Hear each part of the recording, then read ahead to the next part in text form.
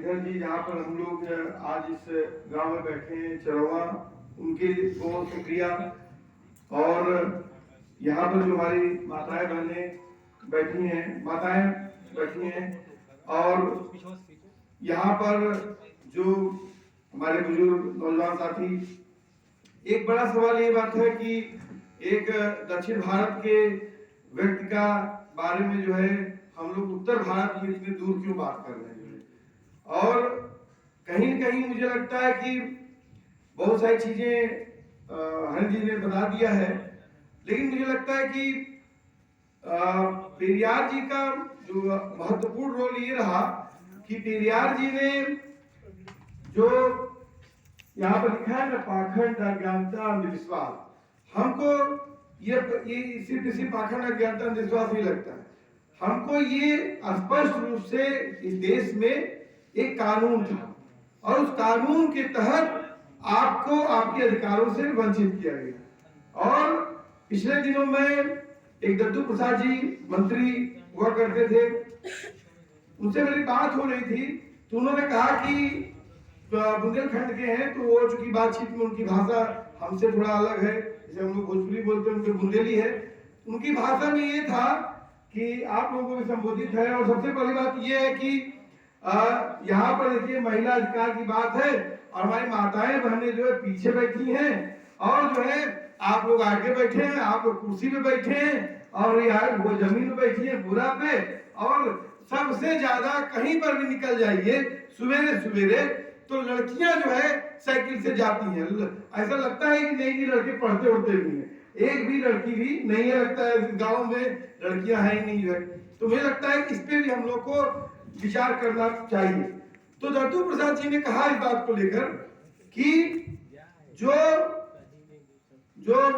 उनकी दादी को जो है सोना मिल गया और सोना मिल गया तो सोना मिलने के बाद जो है अब वो परेशान, सोना हम करें क्या।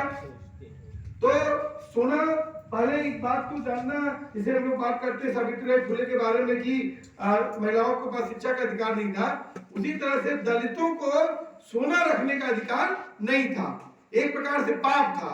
अगर किसी दलित के पास सोना हो जाता था तो मानते थे कि इससे प्रलय हो जाएगा, पता नहीं क्या क्या हो जाएगा।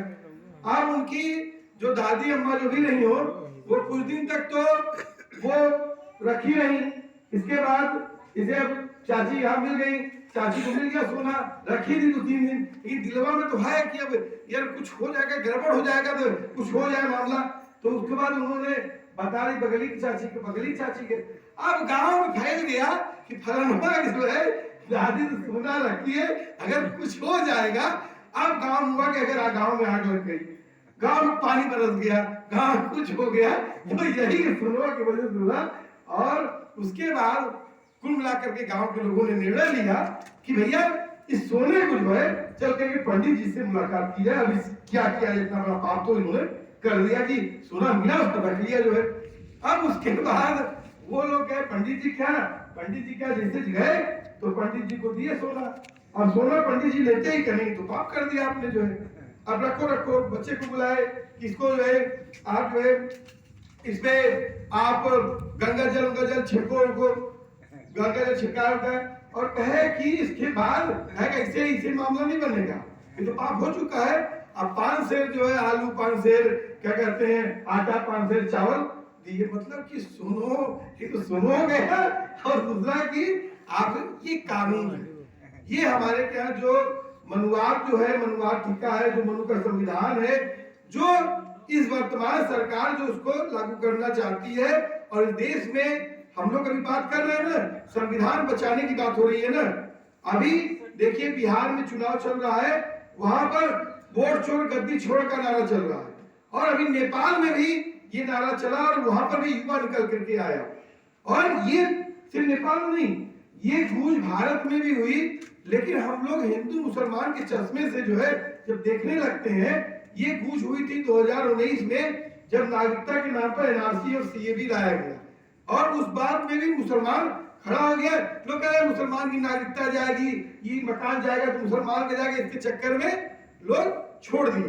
लेकिन दरअसल इस बात को लेकर है, क्योंकि मैं इस बात को कहूंगा कि आज ईवी रामास्वामी पेरियार होते तो क्या करते।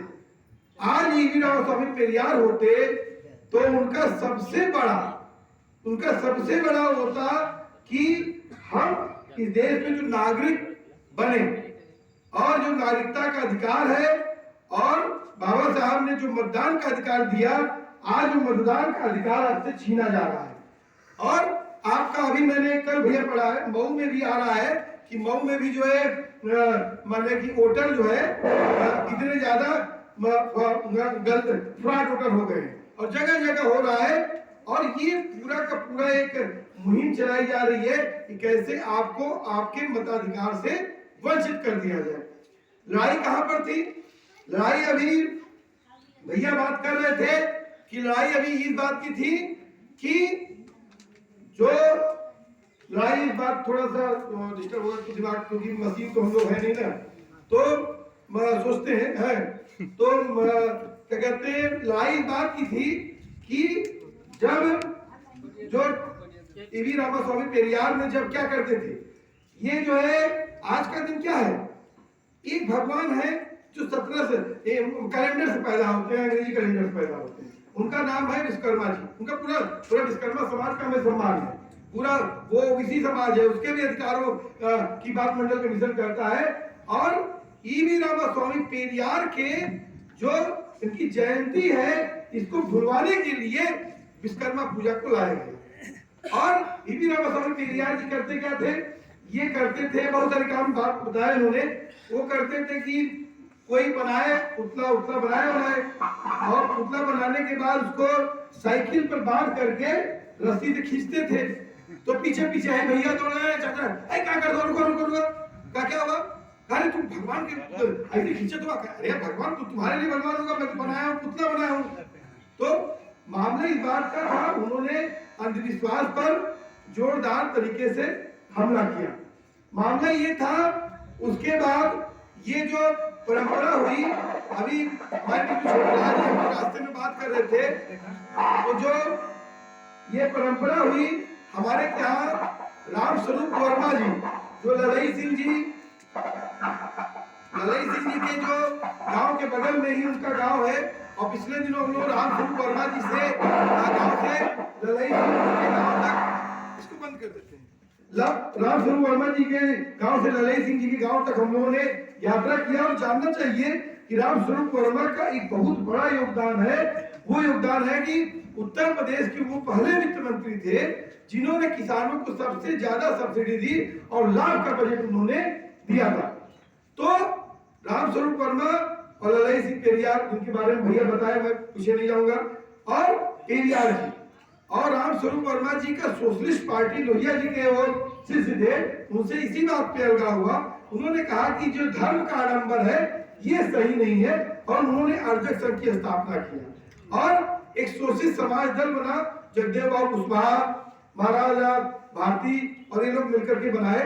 और उसी जो प्रक्रिया थी वही प्रक्रिया बाद में बीएसपी के रूप में आती है, वामसेप के रूप में आती है, और जिसमें बात का था कि जिसकी जितनी संख्या बारी उसकी उतनी हिस्सेदारी, जो मंडल कमीशन की बात करेगा वो देश पर राज करेगा, यही था ना, आप तो लोग सुने होंगे नारे को। अब क्या हुआ, अभी सरकार ने जैसे ही जो लोग बात करते थे कि नहीं इस देश में जातिगत जनगणना नहीं होगी, लोग कहते थे इस देश में ये नहीं होगा वो नहीं होगा, सब हुआ और सब लड़ भिड़ करके सब लड़। भैया चाय के चक्कर में बहुत दिमाग को असर मत दीजिए ज्यादा है। तो जो मंडल कमीशन की जो बात थी, मैं कहा था लड़ भिड़ करके, हाँ नहीं हिस्सेदारी भागीदारी का सवाल था कि हमारे जब बिहार चुनाव हुआ और बिहार चुनाव के ऐलान के अभी होने वाला है, उसके पहले कहा गया बीजेपी द्वारा कि जातिगत जनगणना हम करवाएंगे, लेकिन कब करवाए नहीं, जनगणना के साथ जातिगत जनगणना होगी, लेकिन कब होगी 2026, मतलब जैसे ही बिहार चुनाव खत्म होगा उसके बाद वो जनगणना करवाएंगे। और उन्होंने इसके पहले ही ला दिया SIR, उन्होंने वोटर का वेरिफिकेशन करवा लिया। और अभी ये पूरा का पूरा, अगर कल के न्यूज में भी था, हर जगह चल रहा है, मैं गाँव में भी गया तो वहां पर भी चल रहा है, ये अंदर खाने सब चल रहा है, और कैसे काटो कितना काटो सब करना शुरू है। मामला ये था, हमारी गणना होती और गणना के बाद हिस्सेदारी भागीदारी का सवाल बनता। इस देश में आज भी अगर 100 बीघा जमीन है तो 100 बीघा जमीन पे 41 बीघा जमीन जो है हमारे सवर्ण भाइयों के पास में है। उसके अलावा हमारे जो ओबीसी भाई हैं उनके पास 31% जमीन है और जो हमारे दलित भाई हैं उनके पास 11% जमीन है और हमारे जो मुस्लिम भाई ओबीसी दलित वहां है नहीं, ओबीसी सब वहां पर मात्र 8% जमीन, जिनके ऊपर आरोप है कि ये लोग सब देशभर को कब्जा करने वाले हैं। अब मामला था हमारी जनगणना होती, जनगणना के बाद हम फिर से लड़ाई लड़ते कि हमारी जमीन में हमारा हक दो, नौकरी में हक दो, हमारे जो निजी क्षेत्र है उनमें हक दो, सब हकदारी हिस्सेदारी का सवाल बनता। अब उन्होंने कहा कि इसको ऐसे करो, इसको मतदाता से ही इसको वंचित कर दो, इसका नागरिक अधिकार ही छीन लो। अगर बताइए कि अगर आप मतदाता नहीं होंगे तो क्या आप इस देश के नागरिक होंगे? आधार कार्ड को तो माना ही नहीं जाता है, मतदाता ही वंचित कर दिया गया। और मतदाता से जब आप वंचित होंगे तो कल की डेट में मैं जाऊंगा, मुझे ऐसा लगता है कयास, क्योंकि अभी मैं संदीप जी हमारे साथी हैं, अभी गए थे वहाँ डिटेंशन सेंटर घूम के आए हैं, वहां पर बने हैं, क्या कहते एनआरसी जब हुई वहां पर, जब मैं जाऊंगा और मैं कहूंगा कि चाचा ने हमको मारा तो दरोगा जी पूछेंगे कि भैया मारा तो लाइए कागज होकर, हम कहेंगे हमारा मतदाता पहचान पत्र नहीं। अच्छा तो आप कैसे, माने मतदाता आप है ही मतलब नागरिक नहीं है, तो नागरिक नहीं तो अस्तित्व नहीं है। मेरी बहन बेटी के साथ कल कुछ हो जाए, मेरी कल माने कि आपके पूरे नागरिक अधिकारों पे एक हमला है।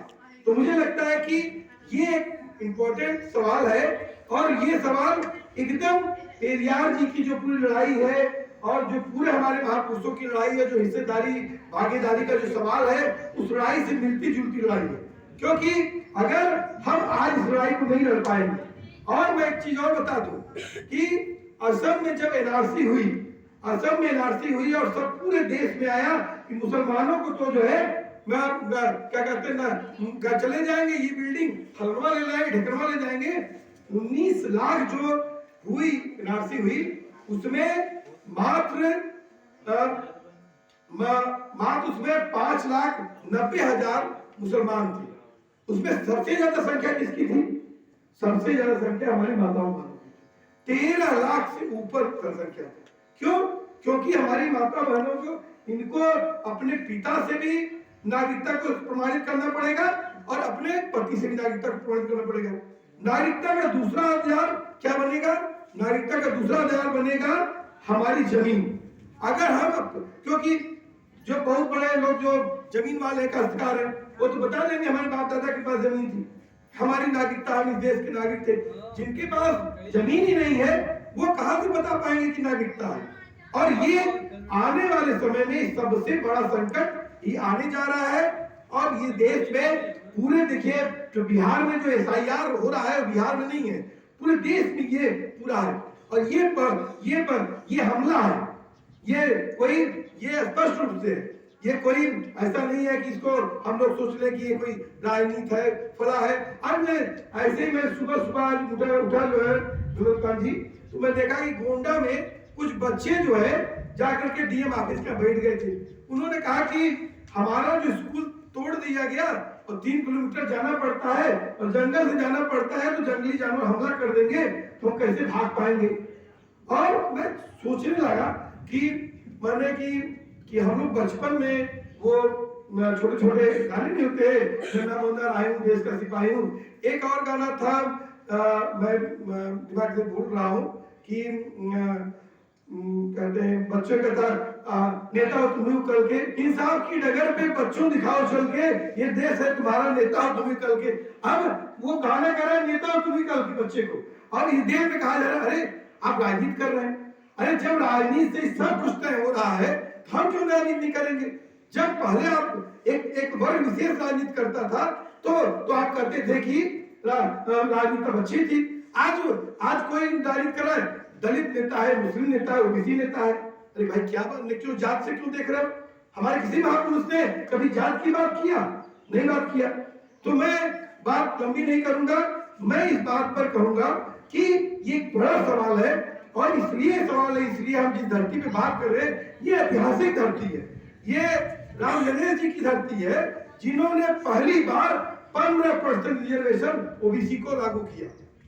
और अभी बात कर रहे थे भैया, अभी सुप्रीम कोर्ट में जो पूरा मामला है जो आगे आया है कि जो 50% से ऊपर नहीं आ सकते, ये वो धरती है कि जो मंडल कमीशन की रिपोर्ट पे 3 दिन जब हमारे तमाम ओबीसी नेता भी सहमत नहीं थे, तब हमारे यहाँ के चंजीत यादव जी ने सदन में बहस किया।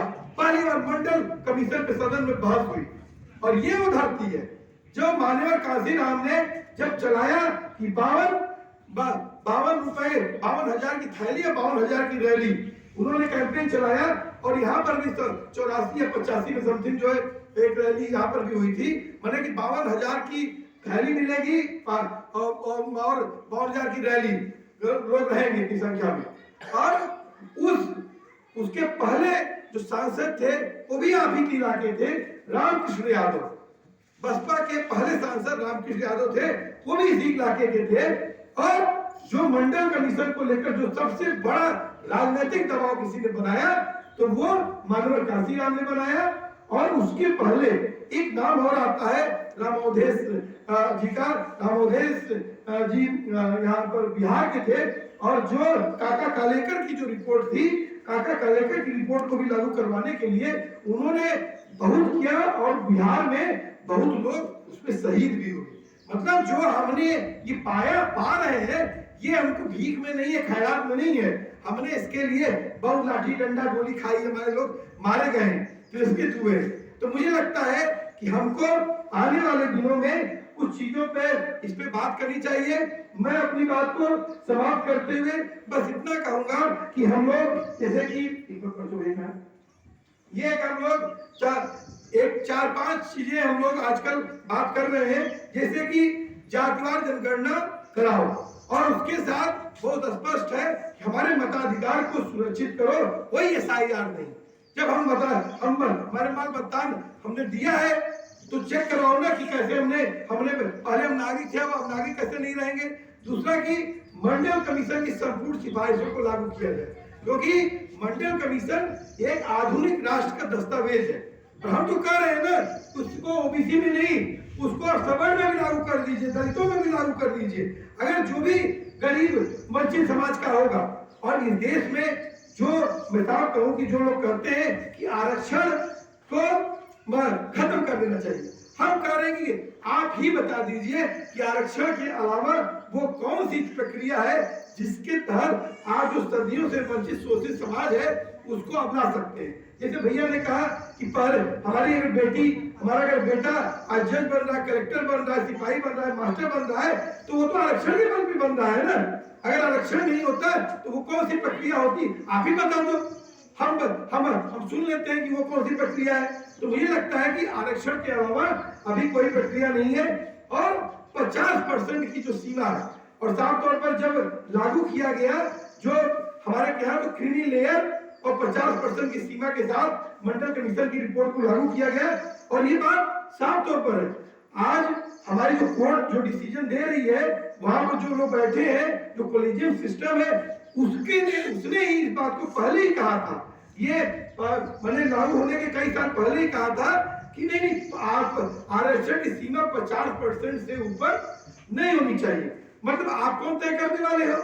इस देश में नागरिक है, नागरिक समाज मान रहा है, डेमोक्रेसी है, लोकतंत्र है, तो अगर कम से कम ओबीसी मुझे लगता है इस देश में कम से कम 60% से 60% से एबव है, मतलब आप उसके आधे हिस्से को भी नहीं दे रहे हो।